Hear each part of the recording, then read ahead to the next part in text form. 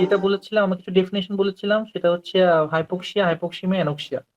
Hypoxia আমরা বলেছিলাম যে insufficient supply oxygen to the level লেভেলে যেটা ছিল সেটা ছিল হাইপোক্সিয়া। আর দ্য লেভেল যখন অর্গান বা টিস্যুতে যখন অক্সিজেন সাপ্লাই কম থাকে সেটা আমি বলছি হাইপোক্সিয়া। যখন ব্লাডে যখন অক্সিজেন কম থাকবে বা রিডিউসড আর্টেরিয়াল অক্সিজেন কম থাকবে তখন হচ্ছে যে সেটাকে বলছে হাইপোক্সিমিয়া। আর এটা যখন ব্লাডে যখন কমপ্লিট অক্সিজেন ডেফিসিয়েন্সি হবে সেটা আমি বলেছিলাম অ্যানোক্সিয়া। এই তিনটা তোমাদের বুঝতে হবে, তোমাদের এটা ধরতে পারে। আমরা হাইপোক্সিয়াকে আমরা চার ভাগে ভাগ করেছিলাম: hypoxic hypoxia, anaemic hypoxia, ischaemic hypoxia, histotoxic hypoxia. গত ক্লাসে বলেছিলাম যে হাইপোক্সিক হাইপোক্সিয়া আমি কখন বলবো, যখন আমার আর্টেরিয়াল ব্লাডে, হ্যাঁ, যখন পার্শিয়াল প্রেশার অক্সিজেন যখন মেনটেন হবে না, তাকে আমি বলছিলাম হাইপোক্সিক হাইপোক্সিয়া। আর যদি হিমোগ্লোবিনের অক্সিজেন ক্যারিং ক্যাপাসিটি কমে যায় বা হিমোগ্লোবিনের অ্যামাউন্ট কমে যায় তাকে আমি বলছিলাম অ্যানিমিক হাইপোক্সিয়া। আর যদি ব্লাড সাপ্লাই যদি হ্যাম্পার হয় তাকে আমি বলেছিলাম ইসকেমিক অর স্ট্যাগন্যান্ট হাইপোক্সিয়া। আর লাস্টলি যদি টিস্যু বা সেল যদি অক্সিজেন ইউটিলাইজ করতে না পারে তাকে আমি বলেছিলাম হিস্টোটক্সিক হাইপোক্সিয়া। আমি কিছু এক্সাম্পল দিয়েছিলাম, লাইক হচ্ছে হাইপোক্সিমিক হাইপোক্সিয়া কেন হয়, এখানে বলেছিলাম যে লাং ডিজিজ, যে কোনো লাং ডিজিজে হাইপোক্সিক হাইপোক্সিয়া হবে: COPD, asthma, interstitial lung disease বা ভিকিউ মিসম্যাচ, হাইপোভেন্টিলেশন। হ্যাঁ, এবং শান্ট আমি ডিসকাস করেছিলাম। এবং যদি কেউ যদি হাই অ্যালটিটিউডে উঠে তাহলে তার হাইপোক্সিক হাইপোক্সিয়া হতে পারে। নেক্সট স্লাইড যাও। আচ্ছা, এরপরে হচ্ছে অ্যানিমিক হাইপোক্সিয়া। যদি হিমোগ্লোবিন যদি কমে যায় বা হিমোগ্লোবিনের যদি অক্সিজেন ক্যারিং ক্যাপাসিটি কমে যায় সেক্ষেত্রে আমি বলেছিলাম যে অ্যানিমিক হাইপোক্সিয়া। যদি সিভিয়ার অ্যানিমিয়া হয়, হ্যাঁ, তাহলে সেক্ষেত্রে অ্যানিমিক হাইপোক্সিয়া হবে। তাছাড়া কার্বন মনোক্সাইড যদি পয়জনিং হয়, যদিও হিমোগ্লোবিনের অ্যামাউন্ট নর্মাল, কিন্তু অক্সিজেন হিমোগ্লোবিনের সাথে যে বাইন্ড করার ক্যাপাসিটির চেয়ে কার্বন মনোক্সাইডের বাইন্ডিং ক্যাপাসিটি বেশি থাকার কারণে কার্বন মনোক্সাইড অক্সিজেনকে রিপ্লেস করে হিমোগ্লোবিনের সাথে বাইন্ড করে। এই জন্য যদিও total amount of haemoglobin normal, but তারপরও হাইপোক্সিয়া হচ্ছে কারণ কার্বন মনোক্সাইড হিমোগ্লোবিনের যে যেখানে অক্সিজেন বাইন্ড করে সেখান থেকে অক্সিজেনকে রিপ্লেস করে নিজে বাইন্ড করবে। আর একটা ছিল যে অ্যাবনর্মাল হিমোগ্লোবিন।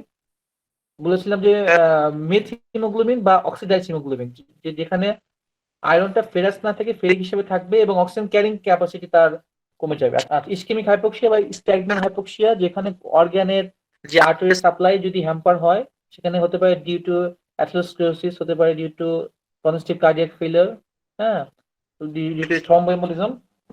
সেক্ষেত্রেও কিন্তু তোমার ইসকেমিক বা স্ট্যাগন্যান্ট হাইপোক্সিয়া হবে। লাস্টেরটা যাও।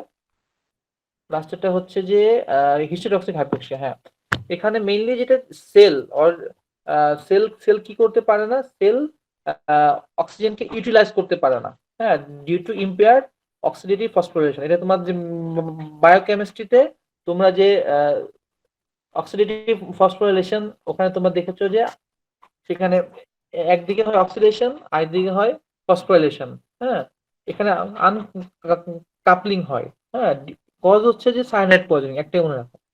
আচ্ছা, নেক্সট যাও। এরপর অক্সিজেন থেরাপি নিয়ে কথা বলেছিলাম। যেহেতু হাইপোক্সিয়াতে পার্শ্ব প্রেশার অফ অক্সিজেন যেহেতু ব্লাডে মেনটেন হচ্ছে না, এই জন্য তুমি যদি অক্সিজেন থেরাপি দাও from the outside, it will be 100% effective except one condition, that is AV shunt, arteriovenous shunt. আর একটা কন্ডিশন বলেছিলাম যে হিস্টোটক্সিক হাইপোক্সিয়া, তুমি যতই অক্সিজেন দাও না কেন, যেহেতু সায়ানাইডের জন্য tissue or cell cannot utilise oxygen, so oxygen therapy will be 100% ineffective, কোনো তার ইউজ নেই। হ্যাঁ, আর মাঝখানে ছিল দুইটা, অ্যানিমিক হাইপোক্সিয়া আর স্ট্যাগন্যান্ট হাইপোক্সিয়া। অ্যানিমিক হাইপোক্সিয়াতে আমি বলেছিলাম যে ক্লিনিক্যাল প্র্যাকটিস আমরা কিছু বেনিফিশিয়াল ইফেক্ট পাই in case of anaemic hypoxia এবং স্ট্যাগন্যান্ট হাইপোক্সিয়া। কারণ যেহেতু স্ট্যাগন্যান্ট হাইপোক্সিয়াতে 100% অক্লুশন অফ ব্লাড যদি না হয় সেক্ষেত্রে অক্সিজেন দিলে কিছু পরিমাণ বেনিফিট পাওয়া যায়, ঠিক না? আর টাইপ 1 টাইপ 2 রেসপিরেটরি ফেলিওর বলেছিলাম যে টাইপ 1 রেসপিরেটরি ফেলিওরে অক্সিজেন দিলে বেনিফিট পাওয়া যায়, but rather in case of type 2 respiratory failure oxygen দিলে রাদার তোমার কি হবে, পেশেন্টের অবস্থাটা খারাপ হবে। কারণ সাডেন যদি হাইপোক্সিয়াকে তুমি কারেকশন করে দাও টাইপ 2 রেসপিরেটরি ফেলিওরে, তাহলে পেশেন্টের শ্বাসকষ্টটা বেড়ে যাবে, তাই না? আচ্ছা এরপরে আচ্ছা তাহলে হচ্ছে যে ব্লুইশ ডিসকালারেশন বলো বা bluish colouration of the finger tip, তারপরে হচ্ছে যে টিপ অফ দ্য টাং, তারপরে হচ্ছে লিপ যদি হয় তাহলে তাকে আমি বলবো সাইনোসিস। এখন এখানে ইম্পর্টেন্ট জিনিস হচ্ছে যে কেন হয়, due to excess amount of deoxygenated haemoglobin. ঠিক আছে, ইন দ্য স্কিন হতে পারে বা যে কোনো জায়গায় হতে পারে। এটার কারণ হচ্ছে যে এখন এক্সেস অ্যামাউন্টটা কতটুকু এটা তোমাদের জানতে হবে। যে এটা তোমাদের সাইনোসিস নিয়ে আর কোনো কি স্লাইড আছে? সাইনোসিস তো নেই। নেই নো না? আচ্ছা এখানে সাইনোসিস এটা ঠিক।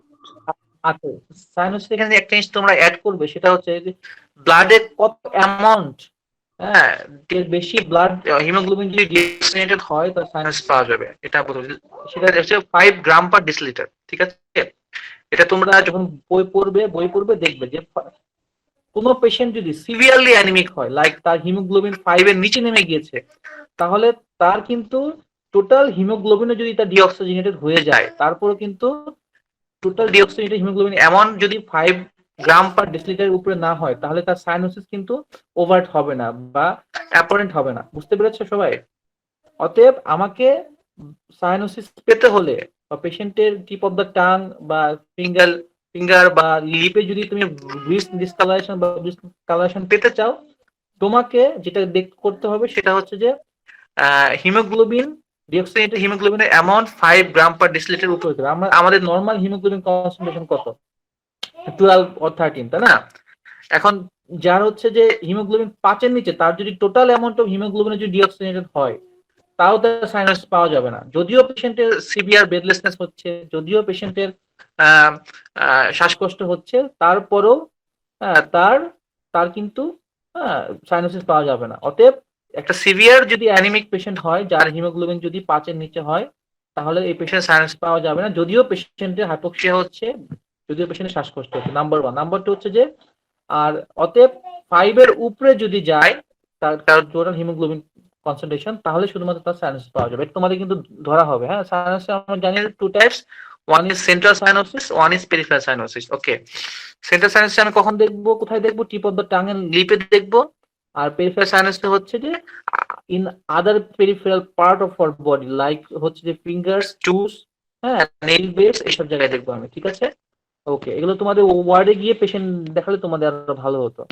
ঠিক আছে, সমস্যা নেই। ছবিগুলো দেখো, উপরে ছবিটা দেখো যে টিপ অফ দ্য টাং, লিপে আর ব্লুইশ ডিসকালারেশন হয়ে গেছে। দেখতে পাচ্ছ? ব্লুইশ কালারেশন হয়ে গেছে। এই ব্লুইশ কালারটাকে আমি বলছি সায়ানোসিস। কারণ কি, তার ব্লাডে ডিঅক্সিজেনেটেড হিমোগ্লোবিন, হাতের যে ফিঙ্গার যে টিপ গুলো, নেল বেড গুলো, তার ব্লুইশ কালারেশন হয়ে গিয়েছে। হ্যাঁ, এটাকে আমরা বলছি পেরিফেরাল সাইনোসিস। একটা পেশেন্টে কিন্তু both central and peripheral cyanosis থাকবে, এটাই হচ্ছে আমরা আশা করি। ঠিক না? কিন্তু অনেক সময় দেখা যায় যে পেশেন্টের শুধুমাত্র সেন্ট্রাল সাইনোসিস থাকে। কখন? যখন তার সাইনোসিসটা অত বেশি মানে সিভিয়ার হয় না, তার তখন শুধুমাত্র টিপ অফ দ্য টাঙে আমি ব্লুইশ কালারেশন পাই, টিপ অফ দ্য ফিঙ্গারে আমি নাও পেতে পারি। কিন্তু যার টিপ অফ দ্য ফিঙ্গারে পাওয়া যাচ্ছে, তার শিওরলি তার হচ্ছে টিপ অফ দ্য টাং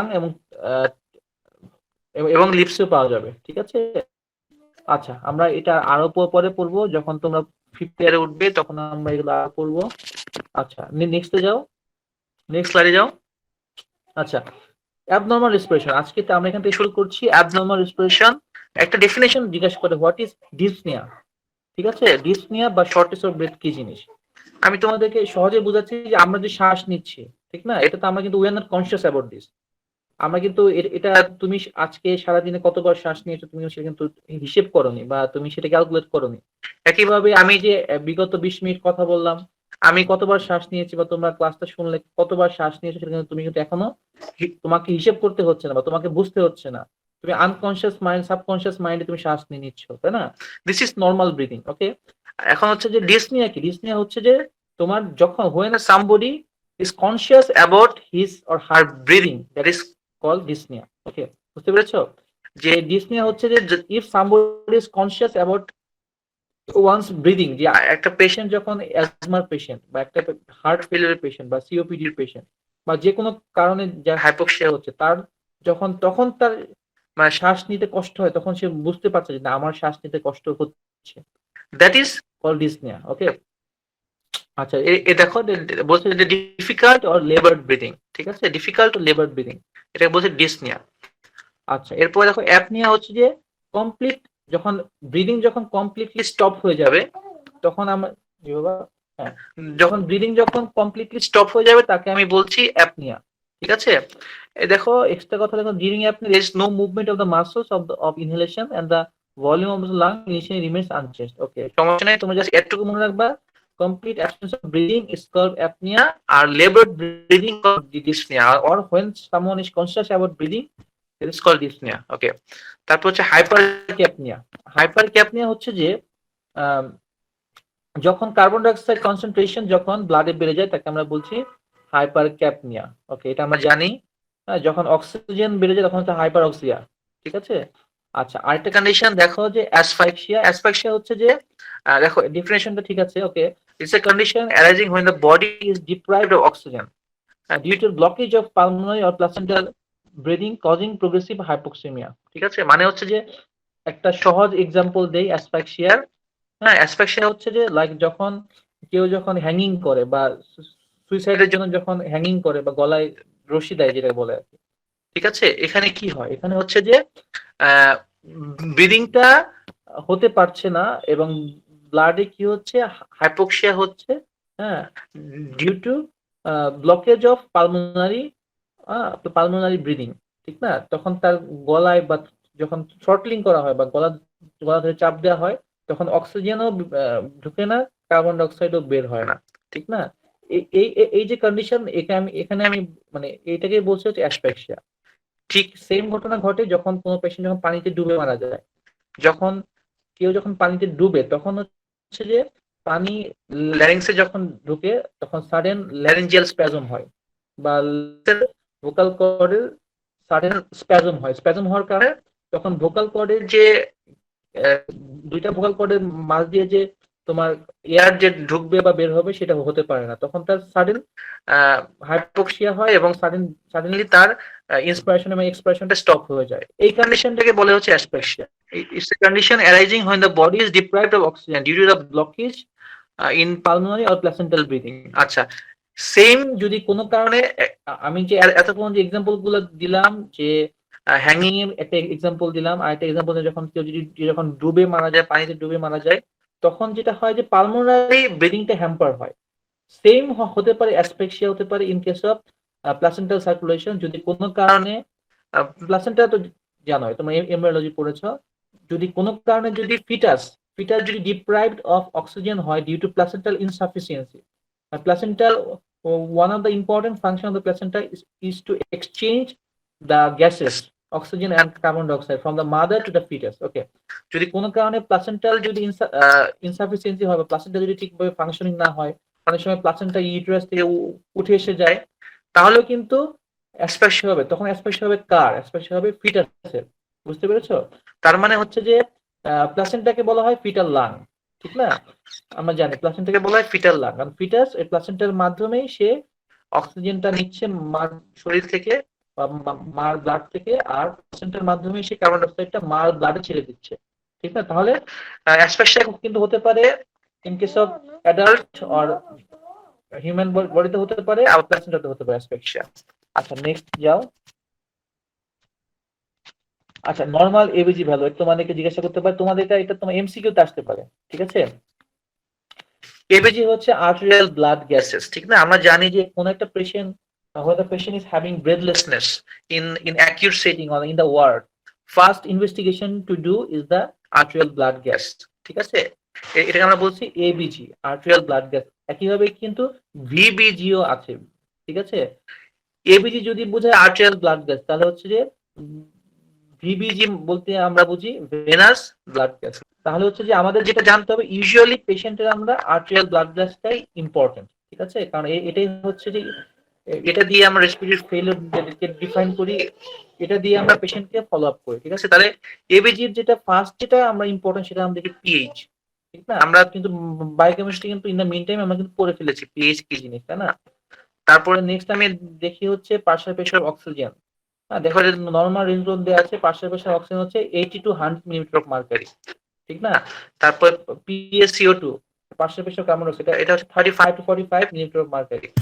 তারপর হচ্ছে SaO2 বা SpO2, বোথ আর রাইট।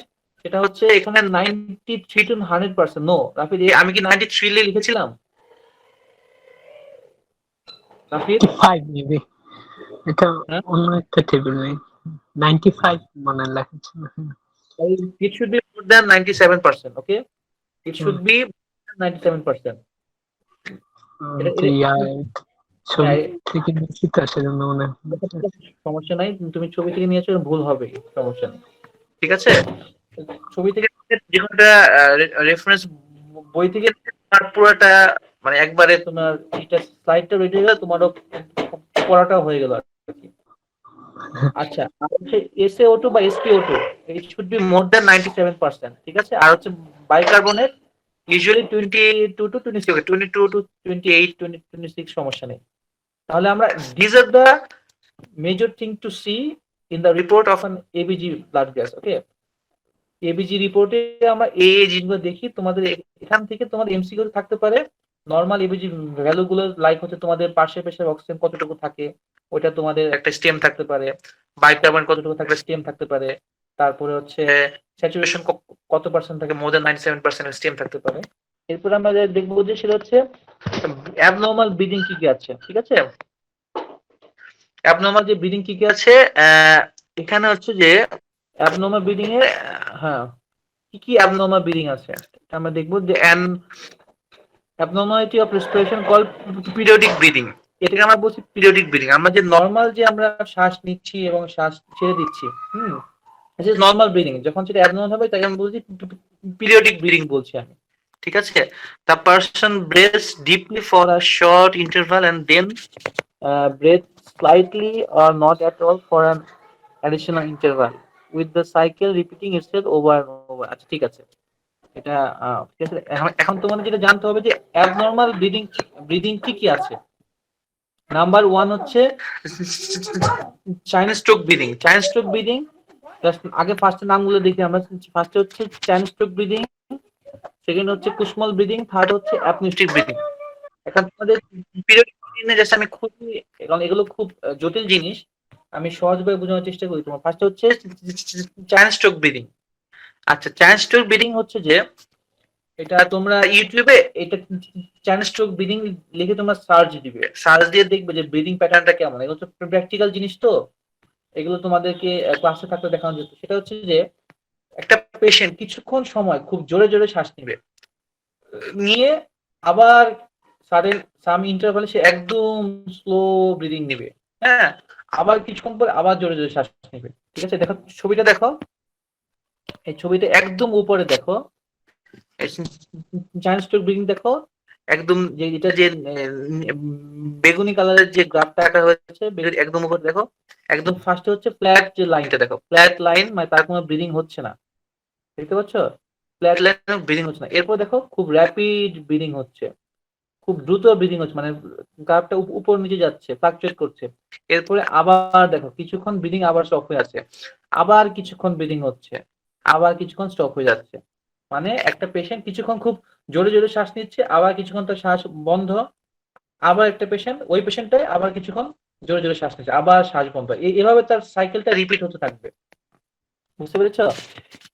এটাকে বলা হচ্ছে চাইনিজ স্ট্রোক ব্রিদিং। রাফিদ, কি বোঝা যাচ্ছে কথা? স্যার বোঝা যাচ্ছে। হ্যালো, হ্যাঁ হ্যাঁ বোঝা যাচ্ছে। আচ্ছা, যে বলে চাইনিজ, আচ্ছা, এই এই এই- এই যে এই যে চাইনিজ স্ট্রোক কেন হয়, দেখো এখানে ডেফিনেশন আছে, is an abnormal pattern of breathing. এটা one type of abnormal breathing characterised by progressively deeper and sometimes faster breathing. কিছু সময় প্রোগ্রেসিভলি ডিপ ব্রিদিং হবে এবং খুব জোরে জোরে শ্বাস নিবে, followed by a gradual decrease, হ্যাঁ, decrease in breathing that result in temporary stop in breathing called apnoea. মানে কিছু সময় খুব সে জোরে জোরে শ্বাস নিবে, কিছু সময় সে একেবারেই শ্বাস নেবে না, শ্বাস নেওয়া বন্ধ থাকবে। এটাকে বলা হয় চাইনিজ স্ট্রোক ব্রিদিং। কোথায় হয়? কোথায় হয়? নাম্বার 1 হচ্ছে হার্ট ফেলিয়ারে হয়। নাম্বার 2 যদি ব্রেন যদি ড্যামেজ হয়, ব্রেনের যেখানে রেসপিরেটরি সেন্টার আছে ব্রেন স্টেমে, সেখানে যদি ড্যামেজ হয় তাহলে কিন্তু তোমার চাইনিজ স্ট্রোক ব্রিদিং হতে পারে, ঠিক আছে? আচ্ছা, এই দুইটা কেন হয় আমি তোমাদেরকে একটু সংক্ষেপে বোঝাচ্ছি যে হার্ট ফেলিওরে কি হয়। হার্ট ফেলিওরে টোটাল হার্ট থেকে টোটাল সার্কুলেশন হয়ে ব্লাডটা মানে ফ্রম দা লেফট হার্ট থেকে টোটাল সার্কুলেশন হয়ে ব্লাডটা রাইট হার্টে ফিরে আসে আমরা জানি। লেফট হার্ট থেকে ব্লাডটা যায় হচ্ছে অ্যাওর্টাতে, অ্যাওর্টা থেকে যায় হচ্ছে আর্টেরিওলে, তারপর ক্যাপিলারি, তারপর venule, vein, superior vena cava, inferior vena cava হয়ে আবার সেই ব্লাডটা আসে রাইট সাইড অফ দ্য হার্টে আসে অ্যাট্রিয়াম, ভেন্ট্রিকল, সেখান থেকে যায় লাংসে, লাংসে থেকে ব্লাডটা অক্সিজেনেটেড হয়, কার্বন ডাই অক্সাইড বের হয়ে যায়, আবার হার্ট ব্লাডটা লেফট সাইডে আসে। এই যে টোটাল একটা সার্কিট, ঠিক না? এই টোটাল যে সার্কিটের একটা সময় আছে, এই সময়ের মধ্যে সে এই সার্কিটটা অতিক্রম করে বা ক্রস করে। এখন যে পেশেন্টের হার্ট ফেলিওর তার এই যে সার্কিটটা ব্লাড ফ্লোটা, এই সার্কিটের ব্লাড ফ্লোটা খুবই স্লাগিশ, খুবই দুর্বল, খুবই ধীর মন্থর গতিতে চলে, ঠিক না? সেক্ষেত্রে কি হয় আমরা জানি যে হাইপোক্সিয়া, হাইপারক্যাপনিয়া, তারপরে হচ্ছে যে তোমার প্রোটন, তারপরে হচ্ছে হাইড্রোজেন আয়ন, এগুলো হচ্ছে রেসপিরেটরি সেন্টারকে স্টিমুলেট করার কথা, তাই না? এখন একটা পেশেন্টের সাপোজ তার শ্বাসকষ্ট হচ্ছে, বা একটা পেশেন্টের সাপোজ তার ব্লাডে অক্সিজেনটা কমে গেল কোনো কারণে, ঠিক না? এখন কি হবে, সাপোজ তার ব্লাডে অক্সিজেনটা যে কমে যাচ্ছে বা তার ব্লাডে ঠিক মতো অক্সিজেনেশন হচ্ছে না, এটাকে সেন্স করবে কে, এটাকে বুঝবে কে বা এটাকে অনুধাবন করবে কে? অবশ্যই রেসপিরেটরি সেন্টার, ঠিক না? রেসপিরেটরি সেন্টারে যখন যাবে বা সেন্ট্রাল বা রেসপিরেটরি সেন্টারে যখন এই হাইপোক্সিয়া বা এক্সেস প্রোটন বা কার্বন ডাই অক্সাইড গ্যাস যখন যাবে, তখন সেই রেসপিরেটরি সেন্টারকে স্টিমুলেট করবে।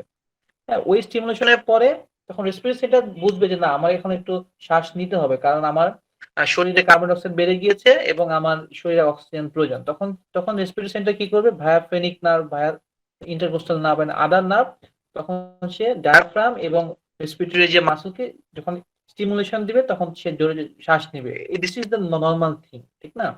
একটা যখন হার্ট ফেলিয়ার পেশেন্ট, তখন তার কি হবে, তখন এই যে তার যে সার্কিটটা, টোটাল সার্কিটটার টাইমটা কমে বেড়ে যায়। মানে তার যে শ্বাসকষ্ট হচ্ছে বা তার যে ব্লাডে যে অক্সিজেন কমে গিয়েছে বা তার যে ব্লাডে কার্বন ডাইঅক্সাইড বেড়ে গিয়েছে, এটা এই মেসেজটা ফ্রম দ্য পেরিফেরাল বা from the lung, from the tissue বা ফ্রম দ্য অর্গান থেকে তোমার ব্রেনে যেতে সময়টা লাগে অনেক বেশি। তার মানে এই অনেক বেশি লাগার কারণে তার কিছুক্ষণ সময় তার ব্রিদিং স্টপ থাকলেও সেটা, যেহেতু তার সার্কিট টাইম বা সার্কুলেশন খুব স্লাগিশ, সেটা ব্রেনে যেতে তার সময় লাগছে বেশি। এই জন্য তার কিছু সময় তার অ্যাপনিয়া থাকে, কিছু সময় তার ব্রিদিংটা বন্ধ থাকার পরেও রেসপিরেটরি সেন্টার কিন্তু স্টিমুলেশন হয় না। তারপরে যখন হঠাৎ করে যখন আবার রেসপিরেটরি সেন্টারকে বলে বা স্টিমুলেট করে যে না, এখন আমার হ্যাঁ অক্সিজেন কমে যাচ্ছে, কার্বন ডাই অক্সাইড, তখন আবার রেসপিরেশনটা যখন খুব সাডেনলি স্টিমুলেশন হয়, তখন তার জোরে জোরে কিছুক্ষণ শ্বাস নেয়, তখন সে জোরে জোরে শ্বাস নেয়, তখন তার ব্লাড গ্যাসটা আবার স্বাভাবিক হয়ে যায়, তখন তার অক্সিজেন আবার বেড়ে যায়, কার্বন ডাই অক্সাইড কমে যায়, তখন সে আবার তার আস্তে আস্তে ব্রিদিং ইফোর্টটা কমে যায়, তখন আবার অ্যাপনিয়া হয়ে যায়, আবার তখন তার সেম ঘটনা রিপিট হতে থাকে। বোঝা যাচ্ছে? ফাতেমা নূর, বোঝা যাচ্ছে কথাটা? হ্যালো? জি স্যার, বোঝা যাচ্ছে। আচ্ছা, এগুলো তোমরা ভিডিও দেখবে, বুঝতে পারছো? এই চান্স টু ব্রিদিং রেসপিরেশন কিরকম হয় তোমাদের ভিডিও দেখতে হবে, ঠিক আছে? যতটুকু বোঝানোর চেষ্টা করলাম, এখানে আসলে অনলাইনে এর চেয়ে বোঝানো সম্ভব না। যখন যদি কোনো ক্লাস নিতে পারি আমি বুঝিয়ে দেবো পরে, ঠিক আছে? তাহলে হচ্ছে একটা হচ্ছে কজ হচ্ছে কার্ডিয়াক ফেলিওর, হ্যাঁ, কারণ কি এটা হচ্ছে ব্রেন ড্যামেজ। আর ব্রেন ড্যামেজ কখন হয়, যখন রেসপিরেটরি সেন্টার তার তো সেন্স করার কথা যে আমার অক্সিজেন কম বা কার্বন ডাইঅক্সাইড বেশি, যখন রেসপিরেটরি সেন্টারটাই যখন ড্যামেজ হয় বা ব্রেন ড্যামেজ হয়, তখন সে ঠিক মতো সেন্স করতে পারে, কখনো সেন্স করতে পারে, কখনো সেন্স করতে পারে না। যখন সে সেন্স করতে পারে বা যখন সে বুঝতে পারে যে আমার শরীরে অক্সিজেন কমে যাচ্ছে, কার্বন ডাইঅক্সাইড বেড়ে যাচ্ছে, তখন সে তার ব্রিদিংটা বাড়িয়ে দেয়, ব্রিদিং এফোর্ট বাড়িয়ে দেয়। হ্যাঁ, তখন আবার যখন সেন্স করতে পারে না, বুঝতে পারে না, তখন তার ব্রিদিংটা স্টপ হয়ে যায় বা কমে যায়, এফোর্ট কমে যায়। হ্যাঁ, এবং এই সাইকেলটা যখন রিপিট হয়, এটাকে আমি বলছি চান্স টু ব্রিদিং। একটু জটিল জিনিস, কিন্তু তোমরা একটু ইউটিউবে ভিডিও দেখলে ক্লিয়ার হয়ে যাবে। আচ্ছা, নেক্সট হচ্ছে কুশমল ব্রিদিং। কুশমল ব্রিদিং হচ্ছে যখন বোথ রেট এবং তোমার ডেপথ অফ ব্রিদিং যখন বেড়ে যাবে, তখন তাকে বলবো কুসমল ব্রিদিং। একটা পেশেন্ট খুব জোরে জোরে শ্বাস নিচ্ছে, খুব ঘন ঘন শ্বাস নিচ্ছে, এভাবে মনে রাখো। একটা পেশেন্ট খুব জোরে জোরে শ্বাস নিচ্ছে, খুব ঘন ঘন শ্বাস নিচ্ছে, লম্বা লম্বা শ্বাস নিচ্ছে, ঘন ঘন শ্বাস নিচ্ছে, দিস ইজ কুসমল ব্রিদিং। কেন হয়? একটাই কারণ মনে রাখো, ডিউরিং অ্যাসিডোসিস। অ্যাসিডোসিস হলে কি হয়, আমার যখন পিএইচ কমে যাচ্ছে বা হাইড্রোজেন বেড়ে যাচ্ছে, তখন এটাকে কম্পেনসেট করার জন্য usually in case of metabolic acidosis এটা বেশি হয়। মেটাবলিক অ্যাসিডোসিসের সময় যেহেতু lung first organ to compensate, হ্যাঁ, সে কি করবে, বেশি বেশি কার্বন ডাইঅক্সাইডটা বের করে দেওয়ার চেষ্টা করবে, বের করে সে তার ব্লাড গ্যাসকে নর্মাল করার চেষ্টা করবে, যেন তার রেট অফ ব্রিদিং বাড়বে, ডেপথ অফ ব্রিদিং বাড়বে। This is call Kussmaul breathing. আচ্ছা আচ্ছা, এরপরে হচ্ছে অ্যাপনিওস্টিক ব্রিদিং, ঠিক না? ঠিক আছে, এই অ্যাপনিওস্টিক ব্রিদিং হচ্ছে ইউজুয়ালি এটা দেখা যায়, অ্যাপনিওস্টিক ব্রিদিং হচ্ছে যে যখন patient is going to die, যখন একটা পেশেন্ট যখন গোয়িং টু ডাই বা মারা যাচ্ছে, হ্যাঁ, তখন এই অ্যাপনিওস্টিক ব্রিদিংটা দেখা যায়। তখন এখানে কি হয়, abnormal pattern of breathing characterised by deep gasping inspiration. মানে সে, তোমরা হয়তো দেখেছো, পেশেন্ট দেখেছো বা কোনো ইউটিউবে ভিডিও দেখেছো যে মরার ঠিক আগ মুহূর্তে, লাস্ট মোমেন্টে সে কিছু সময় সে চেষ্টা করে শেষ শ্বাস নেওয়ার জন্য, তাই না? লাস্ট ব্রিথ বলতে পারো। হ্যাঁ, এটাকে বলা হয় অ্যাপনিওস্টিক ব্রিদিং। মানে তার, যেহেতু তার পন্স এবং মেডুলা বা ব্রেন স্টেম তার ড্যামেজ হয়ে গিয়েছে, সে তার ব্রিদিং প্যাটার্নটা মেনটেন করতে পারে না, লাস্ট মোমেন্টে একদম ডিপ গ্যাসপ্রিং ইন্সপিরেশন, সে যেন শ্বাসটা ধরে রাখার চেষ্টা করছে। হ্যাঁ, এটাকে বলা হয় যে অ্যাপনিওস্টিক ব্রিদিং। তোমরা এই তিনটা জিনিস, যেমন যেমন হচ্ছে চান্সটুক ব্রিদিং, কুসমল ব্রিদিং এবং অ্যাপনিওস্টিক ব্রিদিং, তিনটা তোমরা ভিডিও দেখবে ইউটিউবে, আশা করি ইনশাআল্লাহ তোমরা এটা বুঝতে পারবে। ঠিক আছে, দেখো অ্যাপনিওস্টিক ব্রিদিং এ তোমরা দেখো, গ্রাফটা দেখো, আস্তে নিচে যাচ্ছে, আর নিচে। হ্যাঁ, তোমরা এখন নেক্সট স্লাইডে যাও রাফিদ।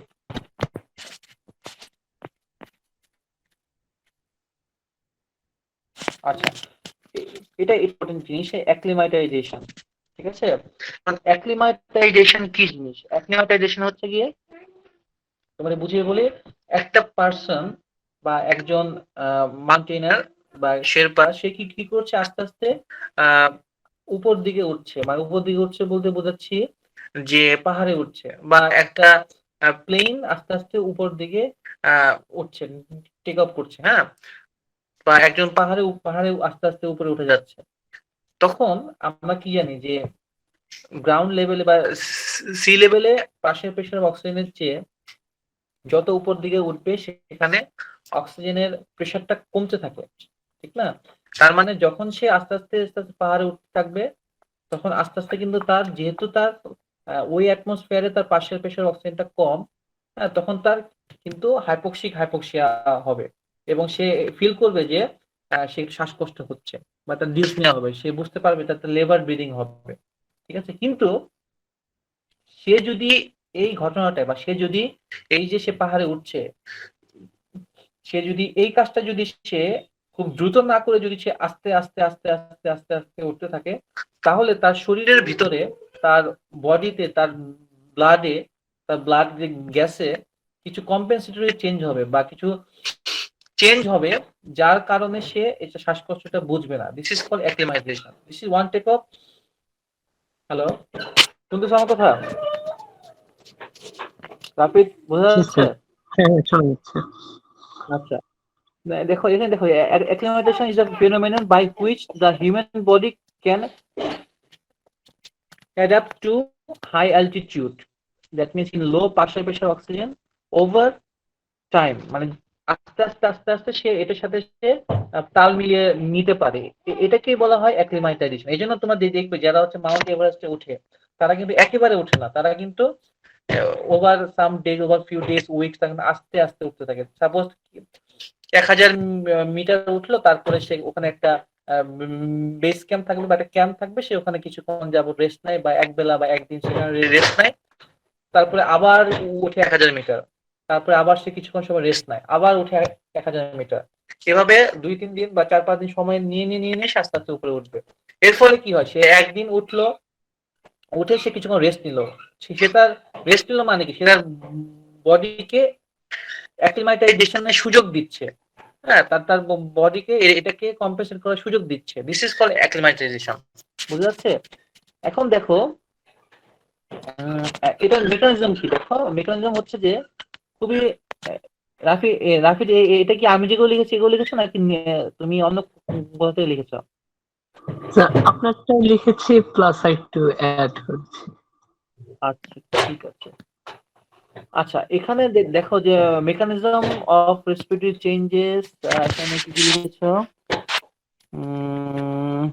আচ্ছা এখানে আমি ইম্পর্টেন্ট কয়েকটা জিনিস বলি কিভাবে অ্যাক্লিমাটাইজেশন হয়। ঠিক আছে, দেখো যে মেকানিজমের মধ্যে আচ্ছা শর্ট টার্ম যে চেঞ্জ গুলো দেখো এখানে দেখো শর্ট টার্ম চেঞ্জের মধ্যে থার্ড পয়েন্টটা দেখো, থার্ড পয়েন্টটা সবুজ কালিতে দেখো, সবুজ কালিতে দেখো থার্ড পয়েন্টটা দেখো। হ্যাঁ দেখো, the body produces more blood cells. ঠিক আছে, এই পয়েন্টটা কি সবাই দেখতে পাচ্ছ? আদার শর্ট টার্ম যে চেঞ্জ এখানে থার্ড যে পয়েন্টটা সবাই দেখতে পাচ্ছ? জি স্যার, হ্যালো, দেখতে পাচ্ছি। দেখো the body produces more red blood cells as erythropoietin increases to carry oxygen। ঠিক আছে, যেহেতু আমাকে সে যত উপর দিকে উঠছে তার বডি যত অ্যাক্লিমাটাইজ হচ্ছে বা তার বডিতে যত অ্যাডাপ্টেশন হচ্ছে, আমার এখানে এক্সেস আরবিসি লাগবে। কেন? কারণ আমার যেটা করতে হবে সেটা হচ্ছে আমি যতটুকুই অক্সিজেন আমি এয়ারে পাবো না কেন হাই অ্যালটিটিউডে, আমার সেটাকেই আমার বডি নিবে এবং সেটাকে আমার ইউটিলাইজ করতে হবে। এই জন্য আমার I need more and more RBC. ঠিক আছে, অতএব তখন কি করবে, ইরিথ্রোপয়েটিন রিলিজ হবে ফ্রম দ্য কিডনি। ঠিক আছে, এবং সেই ইরিথ্রোপয়েটিন সে বোন ম্যারোকে স্টিমুলেট করবে এবং আস্তে আস্তে তার RBC total number of the RBC বাড়তে থাকবে। This is call polycythaemia. Okay, this is call polycythaemia. Okay, এই টার্মটা মনে রাখবা। এটা যখন তোমার আরবিসি নাম্বার বাড়বে তাকে বলা হয় পলিসাইথেমিয়া। ওকে, এরপর দেখো তারপরে point at high altitude the heartbeat, হ্যাঁ, heart beats faster, heart beat faster, stroke volume slightly decrease. আচ্ছা এটা মনে রাখো যে হার্ট বিট ফাস্টার, কারণ যদি হার্ট বিটটা বেড়েও কিন্তু তোমার এই এক্সেস যে অক্সিজেন যে হাইপোক্সিয়াটা হচ্ছে এটার সাথে কম্পেনসেট করতে হবে, হার্ট বিটটা বেড়ে যায়। ঠিক আছে, দেখো পরে পরে ইনক্রিজ ইন মাইটোকন্ড্রিয়া। মাইটোকন্ড্রিয়া আমার কেন বেশি লাগবে? কারণ আমার যতটুকু অক্সিজেন আছে সেটাকেই আমার ইউটিলাইজ করতে হবে। এই জন্য মাইটোকন্ড্রিয়ার কাজ কি? অক্সিডেটিভ ফসফোরিলেশন করা, তাই না? আলটিমেটলি আমি বাতাস থেকে অক্সিজেন নিচ্ছি, সেটাকে আমার ইউজ করবে কে? সেল। এবং সেখানে সেলের ভিতরে যে মাইটোকন্ড্রিয়া আছে, মাইটোকন্ড্রিয়ার ভিতরে অক্সিডেটিভ ফসফোরিলেশন হবে। অতএব আমি যদি নাম্বার অফ মাইটোকন্ড্রিয়া যদি আমি বাড়িয়ে দিই তাহলে আমার যতটুকু অক্সিজেন আমি পাবো সেটাকে আমি ইউটিলাইজ করতে পারবো for the production of ATP. Okay, আচ্ছা তারপরে হচ্ছে যে increase in myoglobin, same mechanism. Increase in cytochrome oxidase, same mechanism. Increase in local blood flow tissue, increase 2,3-bis-phosphoglycerate, it increase 2,3-bis-phosphoglycerate। আচ্ছা এখন যদি 2,3-bis-phosphoglycerate বাড়ে তাহলে অক্সিজেন হিমোডিশনের কাপ কোন দিকে শিফট হবে বলতো? রাফিদ বলতো। স্যার রাইটের দিকে। Right, very good. যদি রাইটের দিকে শিফট হয় তাহলে অক্সিজেনেশন বাড়বে না কমবে? মানে মানে একটা higher partial pressure of oxygen, hello, অ্যাফিনিটিটা কমে যাবে অক্সিজেনের জন্য। আচ্ছা যদি হিমোগ্লোবিনের সাথে অক্সিজেনের অ্যাফিনিটি কমে যায়, ঠিক আছে, তাহলে টিস্যু অক্সিজেনেশন বাড়বে না কমবে সেটা বলো। কমে গেলে টিস্যু অক্সিজেশন বাড়বে।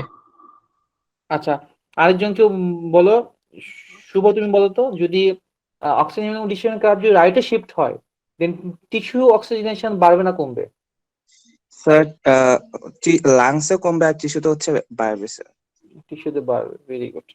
আচ্ছা আমার তো এটাই তো প্রয়োজন, তাই না? আমার তো টিস্যু অক্সিজেনেশনটাকে তো বাড়ানোর প্রয়োজন, ঠিক না? কারণ আমি আমার বডিতে আমার ব্লাডে যতটুকু অক্সিজেন আছে সেটা যদি আমার হিমোগ্লোবিন যদি আটকে রেখে দেয় তাহলে তো আমার cell will be deprived of the oxygen. বোঝা যাচ্ছে রাফিদ? হ্যাঁ হ্যাঁ আমার কথা বোঝা যাচ্ছে? জি। আচ্ছা অতএব আমার যেটা হচ্ছে যে যদি 2,3-বিসফসফোগ্লিসারাইড বাড়ে তাহলে কিন্তু আমার অক্সিজেন হিমোডিশন curve right and lower shift হবে এবং অক্সিজেনের প্রতি হিমোগ্লোবিন অ্যাফিনিটি কমে যাবে এবং আলটিমেটলি যেটা আমার প্রয়োজন সেটা টিস্যুর অক্সিজেনেশন প্রয়োজন, ঠিক আছে?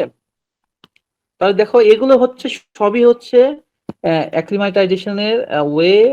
এগুলো তোমরা একটু দেখে নিও, দেখো যে মেকানিজম, দেখো যে the lack of oxygen is sensed by carotid body which causes increase in the, এগুলো তোমরা জানো, ঠিক আছে? এগুলো তোমরা জানো। তারপর সেকেন্ড পয়েন্ট দেখো, মেকানিজমের সেকেন্ড পয়েন্ট দেখো, the brain stem loses 4 to 5 of the sensitivity to carbon dioxide, এগুলো তোমরা পড়ে নেবে, ঠিক আছে? তোমাদের মেইন যেটা প্রয়োজন সেটা হচ্ছে অ্যাক্লিমাটাইজেশনের, যে আমি যে পয়েন্টগুলো বলেছি, যে পলিসাইথেমিয়া হয়, মাইটোকন্ড্রিয়া বাড়ে, মায়োগ্লোবিন বাড়ে, সাইটোক্রোম অক্সিডেজ বাড়ে, হ্যাঁ হ্যাঁ, এগুলো তোমাদের বেশি প্রয়োজন। আর যেগুলো হচ্ছে মেকানিজম গুলো তোমরা একটু দেখে নিও, হ্যাঁ।